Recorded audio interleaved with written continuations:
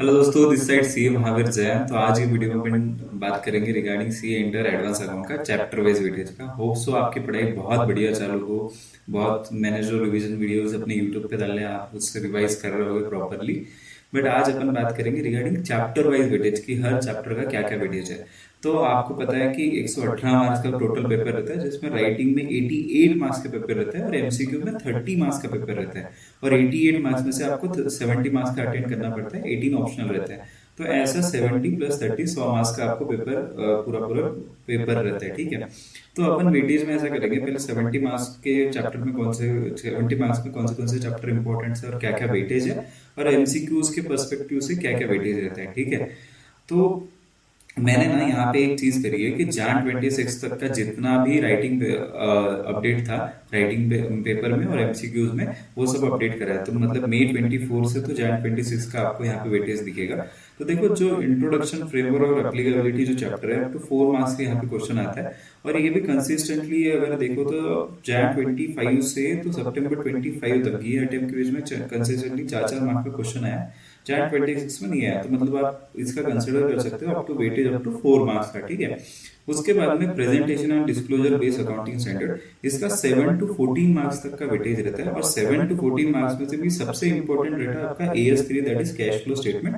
और इसका consistently 7 to 14 marks का क्वेश्चन इसमें ही रहता है, एमसीक्यूज प्लस राइटिंग की बात करो। जैसे जान 26 में यहाँ पे देखोगे तो यहाँ पे उसका ये क्वेश्चन नहीं आया है राइटिंग में, बट इसके एमसीक्यूज में 8 मार्क का कवरेज हुआ है। तो ये बहुत ज्यादा इंपॉर्टेंट है। और कभी कभी आईसीएस जो 18 टू एएस 18, 20, 24 और 25, इसमें से भी 4 टू 5 मार्क्स का क्वेश्चन आजकल पूछ रही है, ठीक है। तो आपको यहाँ पे जो प्रेजेंटेशन डिस्क्लोजर है, उसमें से AS3 एकदम परफेक्टली प्रॉपरली करके जाना है। और ये इनको भी अच्छा खासा वेटेज पढ़ लेना है, क्योंकि इसमें से भी 1-2 मार्क्स के, कभी कभी इसमें से 4 से 5 मार्क्स का भी क्वेश्चन आते हैं, ठीक है।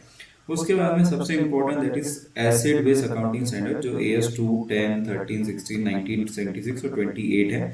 इसमें से 14 टू 18 मार्क्स का ये सेक्शन का वेटेज है। 14 टू 18 मार्क्स में ऐसा है कि ये देखो, यहाँ पे कोई ऐसा ट्रेंड नहीं है। अगर देखोगे तो कभी कभी AS10 आता है, तो उसके बाद में नेक्स्ट अटेम्प्ट में AS5 आता है। तो उसके नेक्स्ट अटेम्प्ट में अगर AS2 आ गया, तो AS2 के बाद में AS13 आता है। तो ऐसा है कि यहाँ पे ऐसा ट्रेंड दिख रहा है अपने को कि अगर पिछले अटेम्प्ट में अगर वो AS आ चुका है, तो नेक्स्ट अटेम्प्ट में वो AS छोड़ के बाकी के AS आ सकते हैं।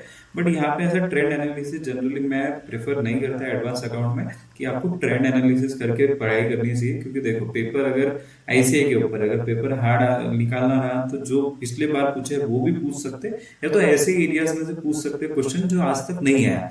तो उससे अच्छा ये आपके सिर्फ इंफॉर्मेशन पर्पस के लिए है, ये जो भी वेटेज का है, कि आपको पता रहे कि ये चैप्टर में से आज तक कितना आया हुआ है और कौन से पार्ट से आया, तो मैं वो पार्ट को ज्यादा इंपॉर्टेंस दूं और बाकी पार्ट्स को भी इंपॉर्टेंस दूं, ठीक है, उसके लिए।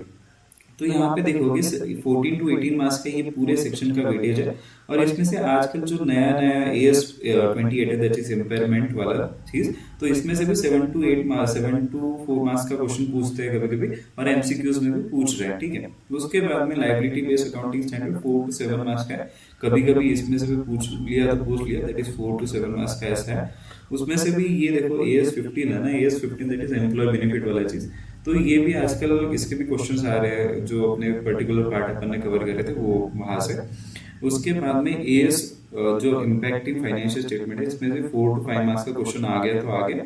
इसमें से भी अगर इम्पैक्टिंग फाइनेंशियल स्टेटमेंट में से सबसे इंपॉर्टेंट जो चीज बोलूंगा मैं, वो है AS22, that is deferred tax वाला। डेफर्ड टैक्स में से कभी ये देखो एमसीक्यूज में भी इसका क्वेश्चन पूछ रहे हैं, कभी कभी आपको राइटिंग प्रैक्टिस में, राइटिंग के पेपर है जो 70 मार्क्स है, उसमें भी पूछ रहे हैं। तो आपको AS22 तो यहाँ से परफेक्ट करके जाना है, ठीक है। रेवेन्यू बेस्ड अकाउंटिंग स्टैंडर्ड में से भी यहाँ पे से एमसीक्यूज के ज्यादा चांसेस रहते हैं। यहाँ पे AS7 और 9 में यहाँ पे कभी क्वेश्चन पूछ लिया तो पूछ लिया 4 टू 7 मार्क्स का। उसके बाद में अदर अकाउंटिंग स्टैंडर्ड, जिसमें AS12 और 14 है। 12 इज गवर्नमेंट ग्रांट, 14 इज आपका अमालगमेशन वाला चीज।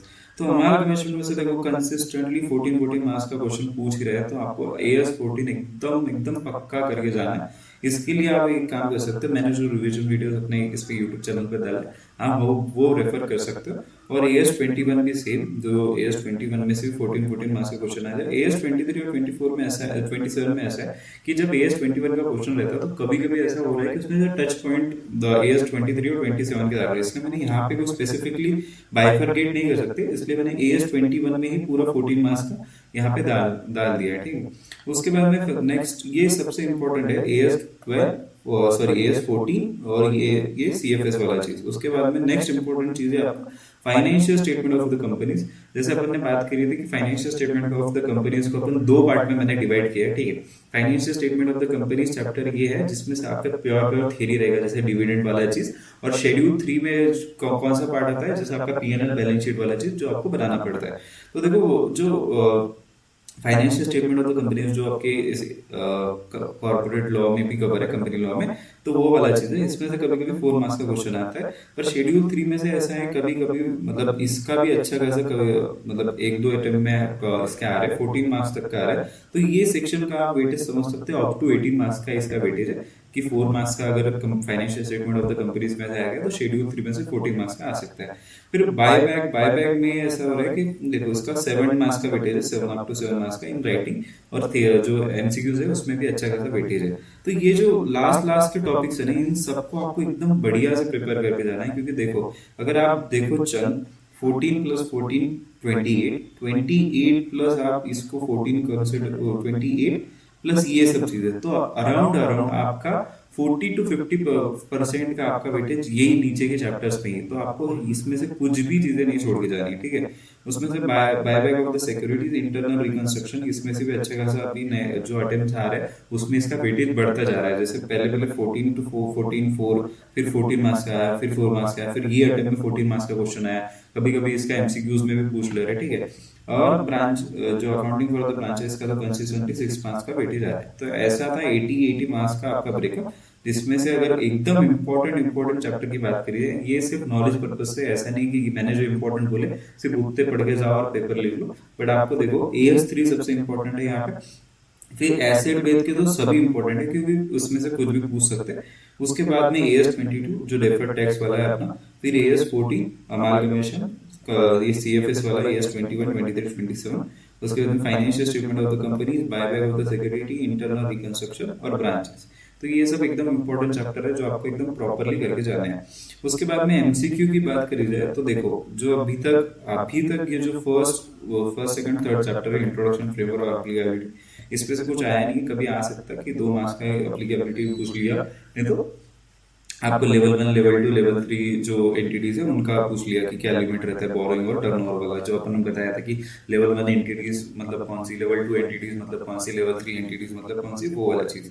फिर प्रेजेंटेशन एंड डिस्क्लोजर में से भी देखो मैंने जो बोला था आपको, AS3 तो कंसिस्टेंटली अगर ऊपर 7 मार्क्स का क्वेश्चन नहीं आता तो उसका मतलब यह है कि यहाँ पे आपको 8 मार्क्स का क्वेश्चन दिखेगा ही दिखेगा MCQs में, ठीक है। और ऐसा होता है कभी कभी ऊपर भी क्वेश्चन आ रहा है 7 मार्क्स का और यहाँ पे 6 to 8 मार्क्स का आ रहा है, तो मतलब AS3 is the important chapter. और उसका अगर आप देखोगे भी अपने रिवीजन वीडियो में भी कवर किया उसका क्वेश्चन के साथ में, तो ऐसा आपको ज्यादा भारी नहीं लगेगा अगर आप प्रॉपर टेक्निक वाइज उसको रिवाइज करते हो तो, ठीक है। उसके बाद में जो AS17 है इसका सेगमेंट वाला यहाँ पे कभी कभी कवर कर लेती है लोग, और यहाँ से कभी AS18 जो आपका रिलेटेड पार्टी ट्रांजेक्शन, वहां से भी क्वेश्चन MCQs में आ रहा है, ठीक है। एसेट बेस में से तो 8 to 10 मार्क्स का है, इसका भी जैसे मैंने ऊपर बोला था कि यहाँ पे एसेट बेस के लिए पर्टिकुलरली ऐसा ट्रेंड एनालिसिस मत करो, क्योंकि देखो अगर आपने एक AS उसमें से छोड़ दिया तो ऐसा है कि उसमें से MCQs आ सकते हैं या उसमें से क्वेश्चन भी आ सकता है। तो ये पूरा चंक जो है AS2 से लेकर तो 28 तक का आपको प्रॉपरली रिवाइज करना है। उसके बाद में लायबिलिटी बेस AS में से, इसमें से 2 मार्क्स का कभी कभी आता है। उसके बाद में AS impacting the financial statement, इसमें से मैंने बोला था आपको AS22 इज द इम्पोर्टेंट, यहाँ से 2 से 8 मार्क्स आ रहा है और ऊपर भी क्वेश्चन आ ही रहा है, ठीक है। उसके बाद में रेवेन्यू बेस में जो रेवेन्यू बेस्ड अकाउंटिंग स्टैंडर्ड है AS7 और 9, इसमें मे बी 2 to 6 मार्क्स का कभी कभी MCQs में आता है। उसके बाद में AS14 का तो ऊपर पूरा वेटेज है, यहाँ पे कभी 2 मार्क्स का पूछ लिया तो पूछ लिया, और गवर्नमेंट ग्रांट का 4 मार्क्स का पूछ लिया तो पूछ लिया। CFS वाला भी ऊपर 14 मार्क्स का सफिशिएंटली उसको वेटेज दिया है, तो यहाँ पे कभी कभी 2 मार्क्स का पूछ लेते हैं। जो financial statement of the companies है इसमें भी देखो, जो ऊपर का पार्ट है कंपनी एक्ट वाला, वो सब उसमें भी 2 मार्क्स के कभी क्वेश्चन पूछते हैं। शेड्यूल 3 में रेयरली कोई एमसीक्यूज आता है, क्योंकि उसमें अगर एमसीक्यूज भी आएगा तो वही पूछेगी कि इसका क्लासिफिकेशन करंट में करोगे या कि नॉन करंट में करोगे, इसका लॉन्ग टर्म में करोगे, शॉर्ट टर्म में करोगे। उसके बाद में ये बोरोइंग में आएगा, ये सब चार पे हेड देके रखेंगे। फिर इंटरनल रिकंस्ट्रक्शन में वो सब चीजें हैं। फिर मैंने एक आपको पता होगा तो इंटरनल रिकंस्ट्रक्शन बोला था, देखो 2 तरह के रिकंस्ट्रक्शन रहता है, एक्सटर्नल और इंटरनल। तो ये अटेम्प्ट में उसका क्वेश्चन भी आया कि ये इंटरनल रहेगा कि एक्सटर्नल रहेगा।